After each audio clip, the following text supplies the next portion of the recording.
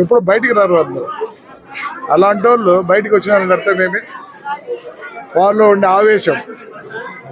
ఆవేశం చూపించారు. ఈ పొద్దు మామూలుగా ఇప్పుడే చెప్తాను, ముస్లిం చెప్తాను, మేము ఎప్పుడు బయటికి రాము సార్ అని. వచ్చినారంటే ఏమి? ఇది ఎవరో చెప్తే వచ్చింది కాదు, ఒక పిలుపు ఇచ్చాం, రండి అని ఒక పిలుపు ఇచ్చినారు మా వాళ్ళందరూ. ప్రతి పల్లెల్లో ఇంతమంది వచ్చినారు. తెలుసా ఎంతమంది వచ్చినారు? ఎంతమంది వచ్చింటారు అనుకుంటున్నాను?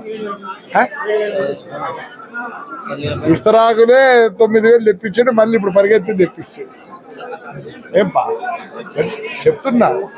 ఇది ఆవేశం పుట్టుకొస్తుంది పల్లెల్లో.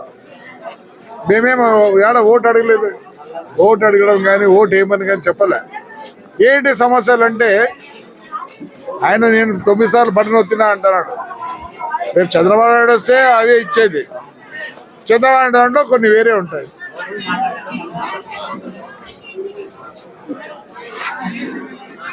డ్రిప్ సిస్టమ్ ఉందా? రైతాంగం బతికేది నీళ్ళతోనే. నీళ్ళు ఇచ్చారు 3 ఏళ్ళు.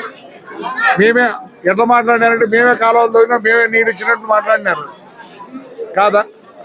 ఏ పోతే నీళ్ళు రాకపోతే ఆ పోతే వర్షం రాలేదంట. ఆ రోజు కూడా అంతే, చంద్రబాబు ఉన్నప్పుడు కూడా అదే పరిస్థితి, నేను వర్షం రాలే అంతే. మరి ఈ పొద్దు మీరేమో పైన తెప్పిస్తారు. మొత్తం నీళ్ళన్నీ వేస్ట్ చేసినాడు ఈ ఎమ్మెల్యే. ఎట్లా అంటాము? చాగేళ్ళ నుంచి ఎందుకు గేట్లు ఎత్తినావు? ఏం అవసరం ఉండే? చాగేళ్ళ గేట్లు ఎత్తే బదులు నువ్వు ఇట్లా తిప్పింటే కనీసం యాడికి ఒక్కసారి కాలువ బారింటే మళ్ళీ 2 సంవత్సరాలు నీళ్ళు ఉండింది. అనేది ఏమైందంటే ఆవేశం, పల్లెల్లో ఆవేశం ఉంది. మేమేం అడగలేదు. ఇంకా వాళ్ళైతే అంటారు రోడ్డు కానీ కాలువ కానీ నీళ్లు కానీ కరెంటు గురించి అనుకోలేదు. దానికి తోడు ఏం చేసినారు?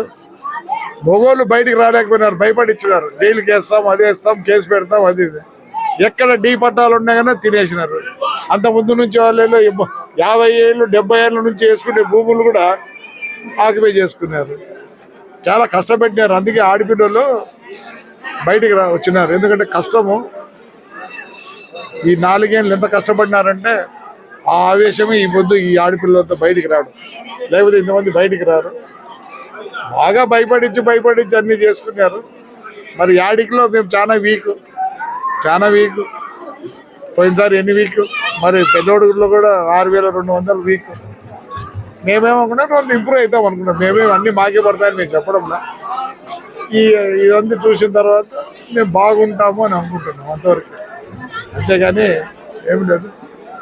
ప్రజల్లో చాలా వ్యతిరేకత అయితే ఉంది. మేము టూరు ఏంది మా ప్రోగ్రాము, ప్రజలు ఏమనుకుంటారో పోయినాం. మేము క్వశ్చన్ వేసినాం అంతేగాని ఆన్సర్ మేము ఏంటో చెప్పలే. మేము ఊరికి క్వశ్చన్ వేసినాం ఏంటప్ప అని. ఆన్సర్ వాళ్ళు చెప్పారు. ఎవరు? పబ్లిక్. ఏమి తిట్టాలన్నా? నాకు తిట్టాల్సిన అవసరం లేదు. చదువుకున్నా, నేను ఎంఏ చేసినాను, థీసిస్ కూడా రాస్తున్నా.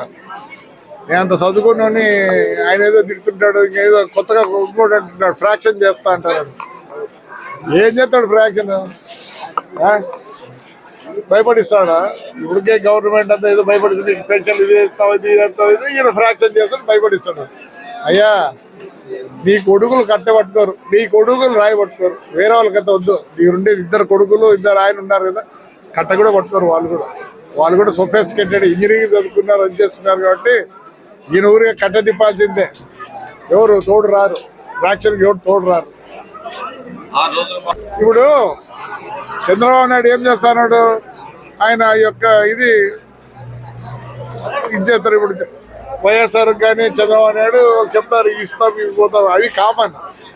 కానీ మా 4 మండలాల్లో చాలా ఉన్నాయి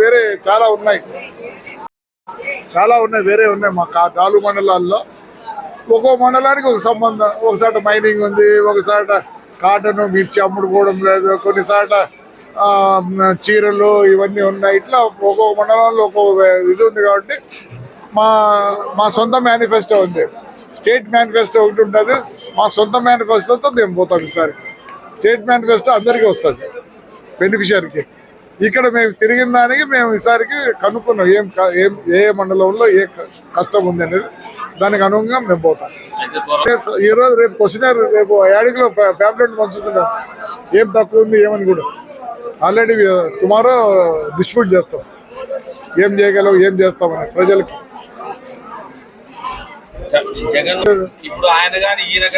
ఒత్తుతే ఇస్తా అన్నాడు, ఈయన ఒత్తుతే ఇవ్వడం లేదు కదా.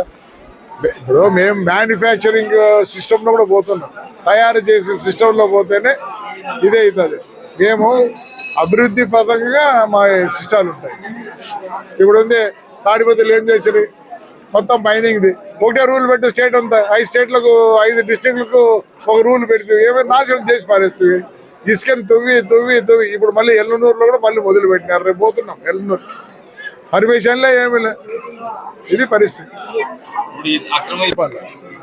నేనంటే చెప్తా, మీరే చెప్పాలి.